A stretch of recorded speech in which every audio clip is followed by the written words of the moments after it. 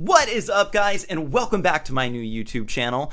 I am going to talk to you about something that is just going to blow your socks off today, and that is retirement accounts. I think we can all agree retirement accounts are riveting. In all seriousness, this is truly the first and most important type of investment account you should be contributing to. So why is that? Before we get started, I do want to point out I am not a professional investment advisor. I'm just a doofus on the internet wearing a Get Up Kids shirt and a hat from a local brewery. So take what you will from that. And if that's not enough to convince you, here is a video of my interpretation of Frankenstein's monster at Halloween this year. Frankenstein, Frankenstein, I am Frankenstein's monster, Frankenstein. I think Mary Shelley would be proud of this adaptation. I do fully expect it to become the definitive adaptation and to be taught in schools.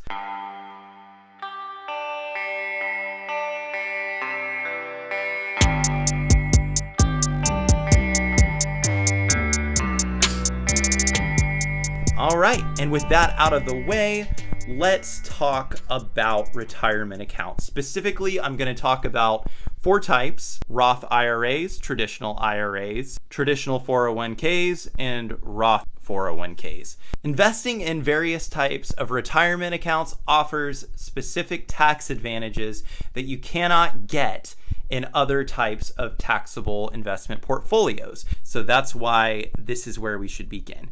I know it's not as exciting as becoming the new majority shareholder in GameStop, but ultimately in the long run, there are specific advantages to the types of retirement accounts we are going to talk about today. So what are these tax advantages that I'm alluding to? Well, they basically come in two types: Roth and traditional. The tax advantages are basically the opposite of one another. Let's first talk about a traditional 401k and a traditional IRA. What I'm about to say for both of these types of accounts is true for both. So you can apply this to both traditional IRAs and traditional 401ks. Essentially, a traditional 401k and a traditional IRA, you are able to deduct contributions from your taxable income. In other words, if you contribute $8,000 in 1 year to your 401k, your traditional 401k, then you're able to take $8,000 away from your taxable income. Let's say that you made $40,000 that year, but you put $8,000 towards your traditional 401k. That means that you have a taxable income of $42,000. So that's already an advantage that you don't have in other types of investment accounts. Whatever you contribute to your traditional IRA or your traditional 401k, you can remove from your taxable income for that year. You can deduct it from your taxable income, pay fewer taxes up front. That brings us to the other category of retirement account that we're going to talk about today, and that is a Roth IRA or a Roth 401k. Now, again, what I'm about to say will apply to both. So in this type of retirement account, you actually do pay taxes up front on your income. So let's say you make $40,000 and you put $6,000 in your Roth IRA or your Roth 401k. Your taxable income is still $40,000. So what's the advantage? The advantage is that once you start taking distributions, you're actually not paying taxes on your gains. When you actually take out that money, whatever increase in value it's had over the years, you actually do not pay taxes on. So that is a major advantage. So why would you do one or the other? Because of the different types of tax advantages, when you consider what type of IRA or 401k you're going to contribute to, it's important to think, what age do you expect to be taking distributions and where in your life do you think you'll be?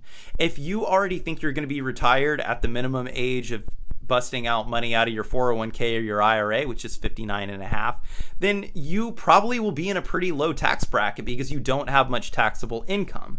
So in that case, it kind of makes more sense to go the traditional route. On the other hand, if you anticipate that during the time when you take out distributions, you'll be in a much higher tax bracket, it is pretty powerful to not be paying taxes on the money you earned off of your investments. I can hardly stress that enough. So in a lot of cases, a Roth IRA or a Roth 401k is the way to go, especially for millennials like us who will probably be working till we're 100. Now that I've covered what Roth means and what traditional means, let's talk about 401k specifically. What is a 401k account? You've probably heard that term a lot. You may even be contributing to one, and it may be a little bit unclear what it actually is. So a 401k, and again, everything I'm about to say does apply to both types of 401ks I mentioned, traditional and Roth. These are company-sponsored retirement accounts. They may include things like mutual funds, stocks, index funds, and real estate investment trusts. Basically, the investments are up to the company that you work for or whatever entity they've put in charge of managing this. It may be Fidelity or something else. I'm not going to be going over stock market basics for this particular video. I do have another video on that topic, so I will link to that. One big advantage of 401ks versus IRAs in general is that the company you work for may actually match up to a certain percentage. And I can hardly stress enough that it is a good idea to make sure that you're contributing enough to max out that matching. You really want to be contributing enough to your 401k to maximize the amount of money that your employer actually adds to that retirement account. This is just free money. This is basically a raise that you get because you're doing something responsible with your money. So it's sort of a no-brainer to me. This is something that you want to be doing at a minimum, making sure that you're maximizing the matching. So what other advantages are there for 401ks? Well, one that comes to mind is that you can contribute a lot. So before age 50, you can contribute $19,500 per year until age 50. After that, you can actually contribute up to $26,000 a year, sort of to play catch up. So that's a pretty good chunk of change. And keep in mind that if you're going the traditional route, that's $19,500 less taxable income that you have, or it's the basis for your Roth 401k that will be hopefully getting gains over the years that, again, at the time that you pull it out, you will not have to pay taxes on. So that's a pretty big deal. As I mentioned before, 59 and a half is the minimum age that you can pull this stuff out and start living off of it without tax penalties. I don't really recommend taking money out of your 401k. I understand that emergencies happen and you might be in that position, but if you can avoid it, it is a good idea to avoid that. And actually, by the way, at age 72, you have to start taking out distributions from your 401ks, or there are actually tax penalties for that as well. So what are the disadvantages of a 401k?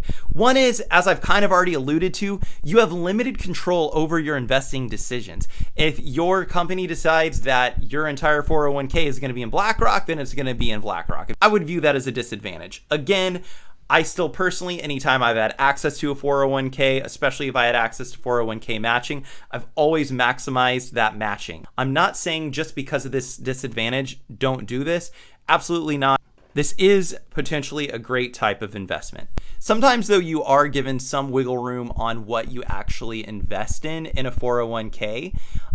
When my friends ask me what they should do, I tend to say, go with an age-based fund if that option is available to you. This is great if you don't want to be managing your investments granularly, but you want to have some idea that what's being done with your money makes sense. Basically, an age-based fund gradually modifies your investments by reducing the risks, aggression level, and moving your investments to safer bets as you get closer to retirement age. You can sort of think of it as a really handy autopilot. And again, all of this carries risk. A lot of this is in the stock market. We know how volatile things can be there. So I'm not saying this is risk-free, but within reason, you can expect a certain amount of returns, and you can reserve the right to be surprised if those things don't happen. Take it with a grain of salt. Again, wearing a Get Up Kids shirt, but in general, when my friends ask me for advice, that's what I say. Let's talk about IRAs, or individual retirement accounts. This may be the only type of retirement account that you're eligible for if you do not have an employee-sponsored 401k, But even if you are contributing to a 401k, don't shut off your ears now, because you can mix and match. There's going to be a mix and match extravaganza section at the end of this video. And it might be very wise for you to combine a 401k with an IRA, especially a 401k with a Roth IRA.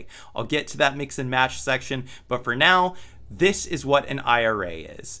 Again, for an IRA, you do not need to go through an employer. As long as you have earned income, you are eligible to contribute to an IRA, most likely. So, what makes an IRA different than a 401k? Well, for starters, what's similar? Much like a 401k, you have a Roth version and a traditional version, and everything I said about tax deductions or lack thereof is the same for IRAs, so I'm not going to go over that again. So what does make an IRA different?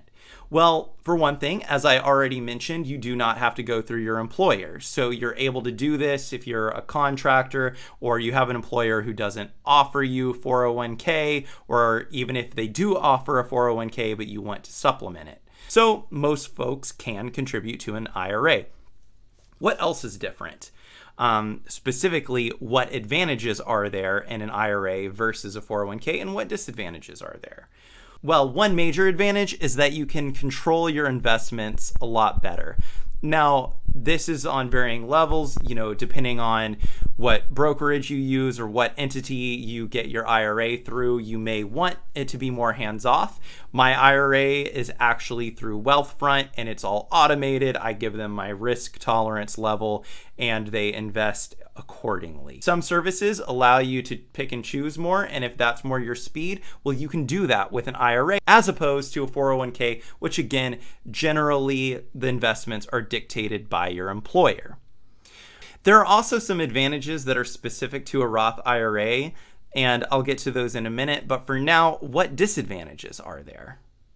Remember that $19,500 that you can contribute every year to your 401k should you choose? Well, it's a lot lower for IRAs. Specifically, if you're under age 50, you can only contribute $6,000 a year to your IRA, and this is adding both types together. So even if you're giving to a Roth IRA and a traditional IRA, it's a total of $6,000. Or you can contribute $7,000 if you are 50 or older. But again, this is a lot lower limit. And, if you have a lot of extra money that you want to be putting in retirement accounts, it is a shame that you're limited here. So I would view this lower limit as a disadvantage. All right, and with that, I want to get into some Roth IRA specifics, because this is a very unique and special type of investment account. And it has some really cool things you can do with it.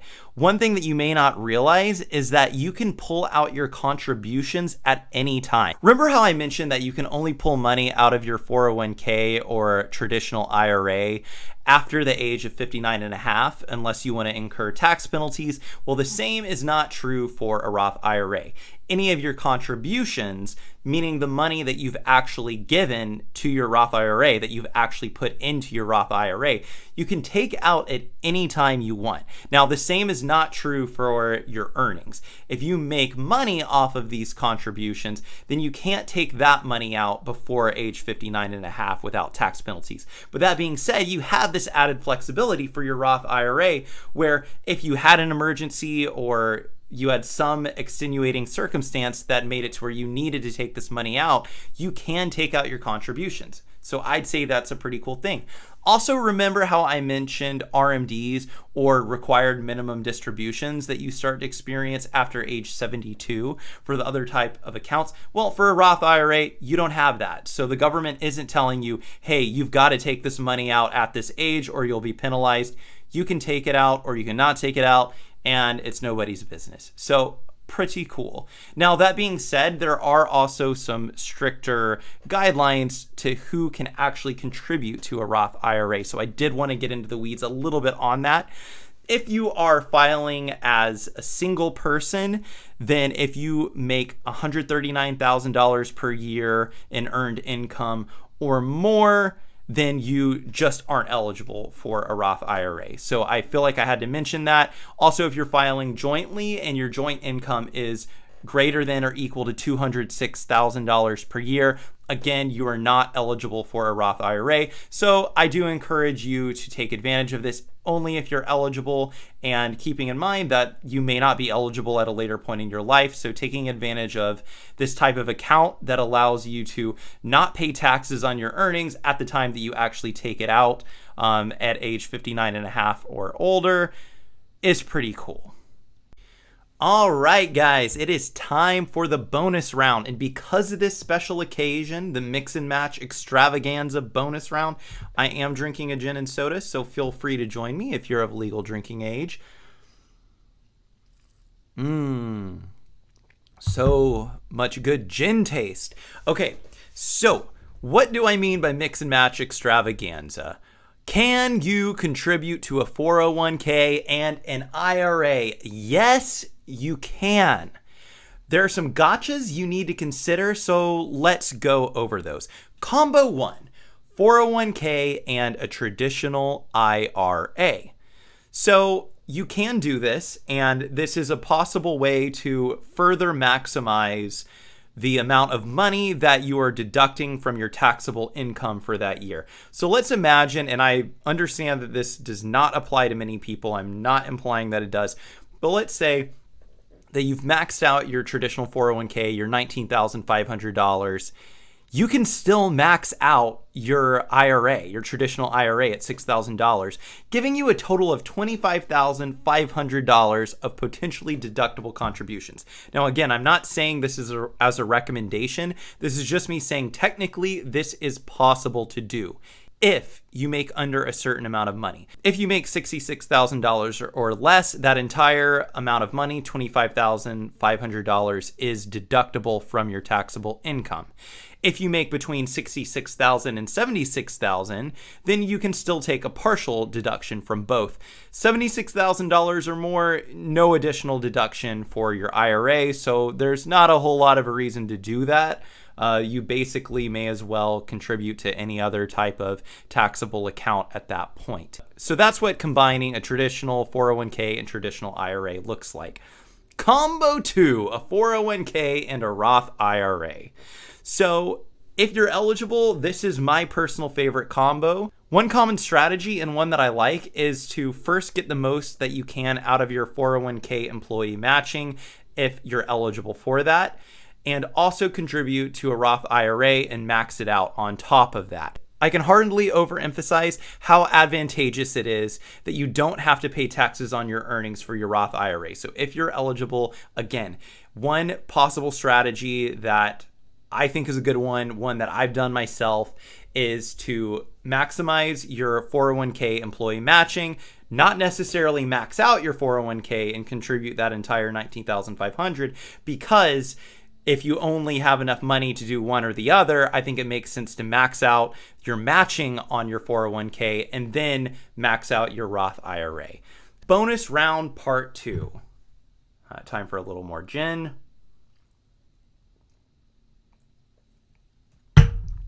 You've probably heard of people rolling a 401k into an IRA.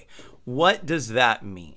Essentially, this means taking your money out of your 401k and moving it to an IRA. So what are the implications of this and why might you do it? Well, in my case, I've actually done this before. And the reason was that I was working for an employer who did offer me a 401k. I took advantage of that. But at the time that I left the company, it didn't really make sense to me to keep having to pay the brokerage fees associated with it. I also just wanted to see my retirement account all in one place, and so that I could control the investments, because I didn't necessarily agree with all of the investments that my employer had set up for me, or I didn't think that those were the most advantageous investments that I could be doing. What are the implications tax-wise and limit-wise if you do this? Well, essentially, let's say you have $20,000 in a traditional 401k and you intend to roll this over to a traditional IRA. Well, you aren't going to be paying taxes on this, because you don't pay taxes if you have a traditional to a traditional or a Roth to a Roth. You will not pay taxes. If you tried to roll a traditional 401k to a Roth IRA, you would have to pay those taxes up front, to be clear. So just keep that in mind. It's more likely that you would be rolling a traditional 401k to a traditional IRA or a Roth 401k to a Roth IRA. So what about those limits that I talked about? I mentioned before that there's a limit of $6,000 per year total for your IRA. Well, this has nothing to do with that total. It does not take away from it. Otherwise, people wouldn't really be able to do it. You may have $20,000 or something like that in your 401k and you're wanting to move it to an IRA. Well, if $6,000 were the limit and this was part of that limit, then this would be a no-go, right? So to be clear, this is not a scenario where this has anything to do with your limit. You can still contribute the full $6,000 to your IRA in addition to rolling it over. So keep that in mind. I do think it's a good idea when you leave a company potentially to move your 401k over into an IRA that you have more control of and more visibility over. And let's be real, when you're 90 years old, if you have worked at 10 different companies with 10 different 401ks, man, it would be pretty sad if you lost that money because you didn't know where it was anymore. So something to consider. Now, I know that I've been talking about some pretty big dollar amounts, and I don't want anybody to feel like because you can't contribute the maximums that you shouldn't be contributing. That wasn't the intent at all. I just felt that it was important to mention the guidelines that the IRS has for these types of contributions. So I talked about maximums a lot. That being said, of course, most people can't necessarily do that. So let's look at what saving just $100 a month in a Roth IRA would look like. Well, according to calculator.net, with an annual investment return expected to be about 6% and your current age is 30, then at your retirement age, at age 65, your Roth IRA would be worth $133,722. Not too shabby. Of course, there's risk. There could be another housing crisis. We're currently in a global pandemic. I'm not saying that you're guaranteed this outcome, but most models would have you making pretty good money off of this investment, even at pretty low rates. So even if you can only contribute $20 a month to an IRA, I do recommend that you do that. Again, my unofficial recommendation, just my opinion as a random idiot on the internet. Thank you guys so much for watching. Please follow me on Instagram. You'll get to see lots of pictures of my cats. And cheers, guys. Happy saving for retirement.